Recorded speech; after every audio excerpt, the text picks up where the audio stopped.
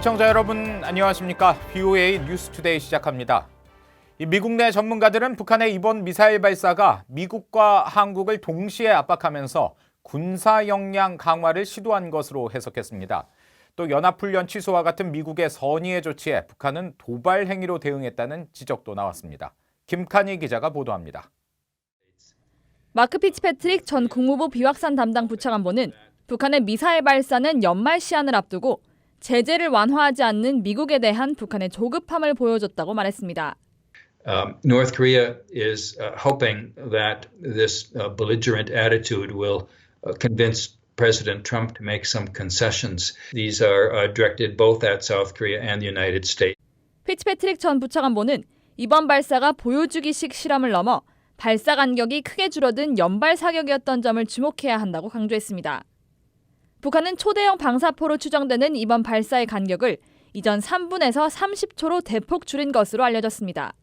북한의 해당 미사일 역량이 실험에서 훈련 단계로 진전됐다는 분석도 나왔습니다. With the amount of tests that they're doing, it's likely that they've passed from merely testing to training. And so they're fielding these systems and they are training the crews to be able to launch these in time of war. 맥스웰 연구원은 이어 북한은 주한미군 기지들을 타격할 수 있다는 메시지를 보냈다면서 미사일 발사에 과민 대응하진 않되 강화된 준비 태세를 유지해야 한다고 강조했습니다. We have to strengthen our defenses. We have to stop trying to appease him. Canceling exercises brings no goodwill from him. We need to maintain our deterrent posture, maintain our military readiness. 미국 정부는 북한의 미사일 발사에 대해 상황을 계속해서 주시하고 있으며 영내 우리의 동맹국들과 긴밀히 협의하고 있다고 밝혔습니다. 북한은 한편 발사 다음 날 보도를 통해 김정은 위원장의 참관 하에 초대형 방사포 연발 시험 사격을 성공적으로 진행했다며 전투 적용성을 점검했다고 주장했습니다. VOA 뉴스 김칸입니다. 유럽연합 EU는 북한의 미사일 발사와 관련해 지역 긴장을 고조하는 행위를 자제하고 미국과의 실무 협상을 조기에 재개할 것을 촉구했습니다. EU 외교안보 담당 대변인은 28일 북한 미사일 발사에 대한 VOA 논평 요청에 북한이 한반도에서 긴장과 불안정을 초래하고 외교적 노력을 저해하는 행동을 자제할 것을 기대한다고 밝혔습니다. 그러면서 북한이 자신들이 한 약속을 지키고 신뢰 형성과 핵무기 없는 한반도, 또 항구적인 평화와 안전 구축을 위한 외교적 절차에 다시 관여하는 조치를 취할 것을 기대한다고 덧붙였습니다. 또 미북 실무 협상이 조기에 재개되는 것이 중요하다며 EU는 북한의 핵과 대량 살상 무기, 모든 사거리의 탄도미사일에 대한 완전하고 검증 가능하며 되돌릴 수 없는 폐기 목표 달성을 위해 계속 노력할 것이라고 강조했습니다. 북한이 올해 들어 담배와 설탕과 같은 소비재 품목의 수입을 크게 늘린 것으로 나타났습니다. 반면 산업 유지를 위해 필요한 기계류 수입은 거의 없어 북한 경제 전망을 어둡게 하고 있습니다. 무역 적자 폭도 최대치를 기록했습니다. 함지하 기자의 보도입니다. 올해 3분기 북한의 대중 수입액은 17억 9,906만 달러로 전년도에 비해 2억 달러 이상 증가했습니다. 제재 이전 약 20억 달러의 수준에는 못 미치지만 제재 직후인 지난해와 비교할 때 전반적으로 회복세를 보이고 있는 겁니다. 이 기간 북한은 평양 등 일부 지역으로 유입될 것으로 추정되는 소비재 품목의 수입을 크게 늘렸습니다. 특히 설탕과 관련 제품이 3분기까지 2,990만 달러치가 수입돼 전년도 1,994만 달러보다 약 50% 늘어났고 담배는 4,789만 달러에서 6,130만 달러로 약 28% 증가했습니다.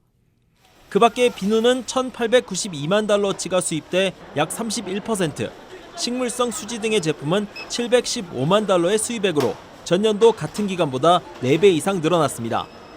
또 가구류 제품도 3,590만 달러에서 4,572만 달러로 약 1,000만 달러가량 수입 규모가 커진 것으로 나타났습니다. 이처럼 국제사회 제재가 가해지고 있지만 일부 계층에게 필요한 소비재 품목의 수입이 늘어나는 양상을 보이고 있는 겁니다. 반면 산업 유지에 필요한 기계류 수입은 사실상 전무한데 북한 경제 전망에 대한 부정적 신호로 풀이됐습니다. The trouble for North Korean economy, though, is they're not importing any investment goods. So the longer-term future looks very dire if they're not importing any machinery. 한편 3분기까지 북한의 대중 수출액은 1억 5천만 달러를 나타내 무역 적자액이 16억 달러로 집계됐습니다. 이는 사상 최대였던 지난해 기록을 뛰어넘는 액수입니다. VOA 뉴스 함지아입니다. 토마스 오헤야 퀸타나 유엔 북한인권 특별보고관이 다음 주 일본을 방문해 북한에 의한 일본인 납치 문제 등을 조사할 예정입니다. 유엔 인권 최고대표 사무소는 28일 퀸타나 보고관이 다음 달 2일부터 4일까지 일본을 방문해 일본 정부 당국자와 정치인, 납북 피해자 가족 등을 면담하고 북한 인권 문제를 논의할 예정이라고 밝혔습니다. 퀸타나 보고관은 일본 방문과 관련해 현재 진행 중인 외교적 대화와 함께 북한 인권 상황을 개선하기 위해 어떤 조치를 취할 수 있을지 일본 관계자들과 만나 논의하는 것은 매우 중요하다고 말했습니다. 퀸타나 보고관은 내년 3월 스위스 제네바에서 열릴 유엔 인권이사회에 이번 방문 등을 토대로 작성한 보고서를 제출할 예정입니다. 한국 정부가 최근 16명 살인 혐의를 받는 북한 어민 2명을 북송한 것과 관련해 북송 당사자의 자발적 의사 여부를 검증하기 위해 국내외 인권단체와 법률단체 등의 확인 절차를 도입할 필요가 있다는 주장이 제기됐습니다.